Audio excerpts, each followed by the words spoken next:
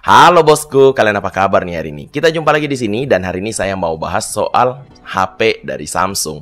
Tepatnya Samsung M54. Sebenarnya HP ini tuh udah launching beberapa waktu yang lalu, tapi kita baru ada kesempatan untuk bahas hari ini. Pertama-tama saya mau bilang dulu, kalau Samsung ini bisa aneh, bisa enggak. Desainnya tuh sebenarnya gitu-gitu aja ya, karena perubahannya nggak banyak yang saya rasakan. Tapi tiap pegang HP Samsung entah kenapa rasanya kayak beda aja gitu. Ada sentuhan yang berasa khas banget, atau mungkin bisa saya bilang Samsung banget, yang bikin saya tuh ngerasa HP ini tuh berasa mahal gitu. Jujur aja ya, bahasa desainnya sebenarnya cukup standar, nggak ada spesial, tapi beda dengan seri A. Tentu saja bagian ini kembali ke selera masing-masing kalian, tapi untuk di tangan saya HP ini enak dipegang, nyaman, dan saya nggak ada keluhan soal desainnya karena apa yang mau dikeluhkan. HP-nya bagus kok, cuman standar aja kelihatannya, sama aja gitu.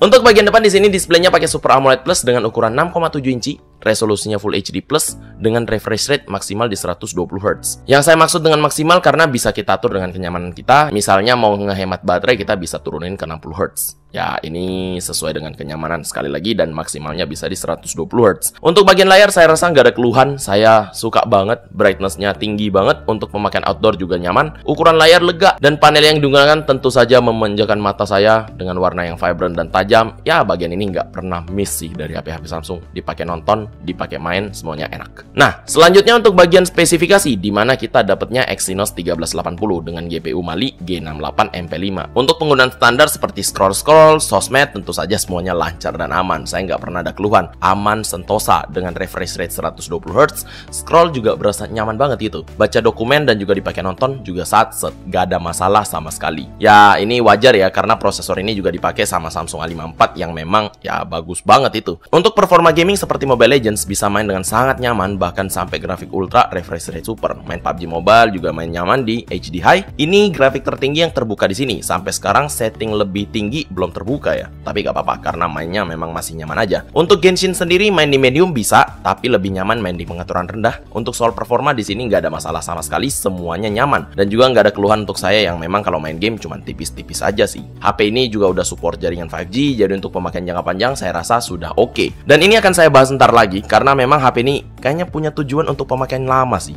Yang mungkin belum saya kasih tahu, HP ini tuh punya satu varian aja untuk RAM dan ROM-nya, jadi nggak ada pilihan kecil atau besar menyesuaikan budget. Cuman bisa dapetin RAM 8GB dengan ROM 256GB yang dibanderol dengan harga 6,5 juta rupiah. Selanjutnya yang bikin saya mes ini kameranya sih. Di sini kita dapat 3 kamera dengan setup 108 megapiksel kamera utama yang udah punya OIS, 8 megapiksel ultrawide, dan 2 megapiksel makro. Jadi di sini semua kameranya bisa digunakan dengan 3 fungsi yang berbeda. Untuk hasil fotonya sendiri, wow, saya agak shock sih. Hasilnya bisa bagus banget dengan tone warna yang nggak berlebihan. Untuk keadaan dengan cukup cahaya, nggak ada yang bisa saya keluhkan. Kameranya bagus, apalagi mengingat ini HP mid-range. Bagus banget. Untuk ngambil video, kita bisa ngambil video dengan resolusi maksimal di 4K dengan 30 fps dan bisa 60 fps di 1080p. Untuk video yang ditangkap ini smooth dan hasilnya juga bagus. Oke, jadi ini dia kalau rekam video menggunakan Samsung M54 dengan kamera depan. Di sini lagi terang banget, panas banget. Jadi mungkin kalian bisa lihat juga kalau ngerekam pakai ini. Ini agak deket ya. Ini tangan udah jauh banget. Tapi kameranya tuh penuh. Jadi kalau mungkin diginiin, nah baru oke nih. Jadi kalau misalnya rekam video dengan secara vertikal bisa oke. Sudut pandangnya masuk semua. Tapi kalau misalnya rekam video secara horizontal itu mesti pakai bantuan alat supaya jauh, karena kalau enggak ya ini sudutnya kelihatannya kecil. Oke, gimana menurut kalian? Untuk foto low light juga nggak ada keluhan, hasilnya bagus dan bisa diandelin.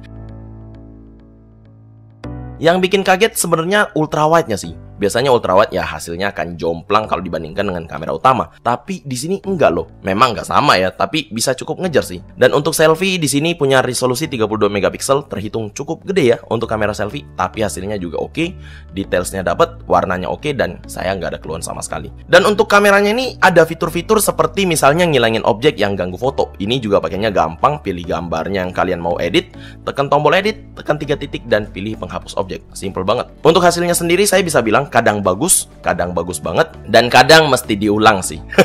Karena kita udah bahas spek dan kamera, saya mau bahas beberapa bagian yang saya suka dan saya nggak suka dulu nih, sebelum kita ke bagian yang menurut saya mungkin bisa dibilang paling penting dari HP ini. Contohnya, HP ini tuh bisa support micro SD sampai 1 TB. Di sini saya cukup seneng sih, karena dengan harga segini ada beberapa brand yang udah nggak ngikut sertain slot micro SD. Biasanya kita udah harus pasrah dengan bawaan atau membayar lebih untuk penyimpanan yang lebih. Saya juga suka fitur seperti foto remaster yang bisa bikin foto yang ada noise dan kurang sempurna bisa jadi lebih baik lagi. Yang pakainya tuh gampang banget, tinggal pencet tombol, tunggu sebentar dan udah. Simple banget. Dan yang tentu nggak akan ketinggalan adalah soal update OS. Ini seperti yang saya bilang tadi, bahwa kayaknya fokus di HP ini adalah pemakaian yang cukup panjang, dan ini penting banget untuk teman-teman yang kalau pakai HP tuh pemakaiannya panjang banget, karena HP ini tuh akan dapat update software sampai 4 generasi dan juga update security patch dengan teratur sampai dengan 5 tahun. Ini komitmen yang sangat panjang sih menurut saya, dan ini nggak bisa diremehin, karena untuk maintain software itu tuh mahal banget. Tapi tentu saja ada bagian yang menurut saya juga kok bisa ya nggak ada. Walaupun ini menurut saya pribadi minor sih, karena saya nggak terlalu gunain juga. Tapi mungkin ada beberapa dari kalian yang juga setuju mungkin. Di sini nggak ada IP rating dan speakernya juga mono. Ya paling itu aja sih keluhan saya. Nah selanjutnya untuk bagian yang paling penting, walaupun terakhir, HP ini punya baterai jumbo 6000 mAh yang selalu jadi andalan di seri M. Gokil ini baterainya, awet banget. Apalagi dengan prosesor yang dibawa, wah HP ini memang bisa banget diandelin kalau soal tahan-tahanan baterai. Dan mungkin juga akan jadi pertimbangan paling gede untuk beli handphone ini. HP ini bisa bertahan 1 hari penuh dengan pemakaian standar dan juga pemakaian intens, yang penting nggak gaming aja ya. Kalau pakai gaming sendiri, main Mobile Legends di grafik ultra refresh rate super itu selama 30 menit bisa habisin 11%. PUBG Mobile di 30 menit pengaturan HD high ngabisin 6%, dan main Genshin Impact di pengaturan rendah bisa ngabisin 5%. Jujur aja, untuk bagian baterai ini saya nggak ada keluhan sama sekali. Tapi, yap, di sini ada tapinya tetap aja. Untuk pengecasannya sendiri, ini akan sedikit berbeda ya.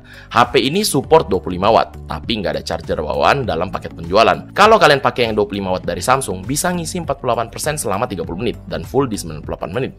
Cukup terasa lama, tapi ini 6000 mAh bos. Tapi sekali lagi, berbeda cerita kalau misal kalian pakai charger yang berbeda, karena sekali lagi nggak ada charger bawaannya. Jadi ya kalian bisa pakai apa yang ada atau beli terpisah. Nah, setelah kita bahas semuanya, saya akan masuk ke kesimpulan saya tentang handphone ini. Dan menurut saya Samsung M54 ini adalah HP yang kuat.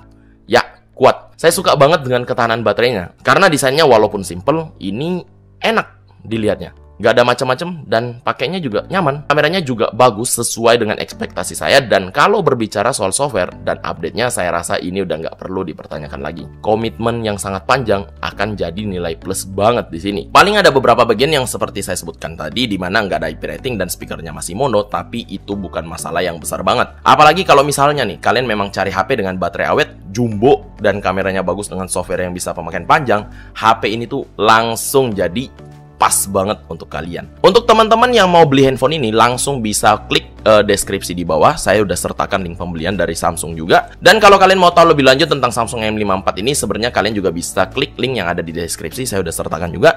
Dan mungkin sekian aja pembahasan kita soal Samsung M54 ini. Kalau kalian suka dengan video ini, langsung aja hajar tombol like dan subscribe di bawah. Jangan lupa untuk share video ini ke semua sosmed teman-teman, karena itu bakal ngebantu saya banget. Kalau gitu, saya Felix undur diri. Kita ketemu lagi di video berikutnya. Bye-bye.